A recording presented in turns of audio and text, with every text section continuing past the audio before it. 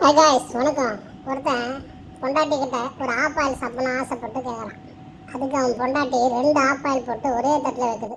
இதை உடைக்காம சாப்பிட முடியுமான்னு.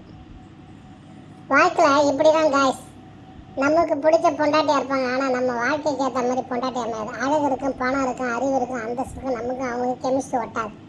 இப்படி தான் பல பேரோட வாழ்க்கை கேள்விக்குறியாகவே வாழ்க்கை முடிஞ்சு போயிருக்கு.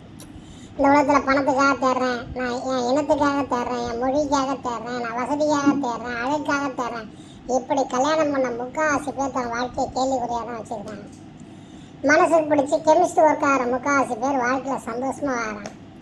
வாழ்க்கையை நீங்கள் எப்படி தேர்வடைகிறீங்கன்னு எனக்கு தெரியாது.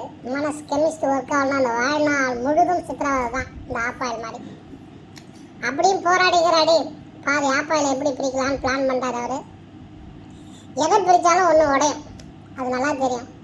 சரி, முயற்சி பண்ணுவோன்னு சொல்லி அழகாக ஒன்றை பிரித்து அவர் சாப்பிட்றாரு. அடுத்தது ஒன்று இருக்குது, அதை எடுக்கிறதுக்கு முயற்சி பண்ணுறாரு. அது ஆல்ரெடி உடஞ்சி போகிற எஃபெக்டில் தான் இருக்குது. இப்படி தான் வாழ்க்கை.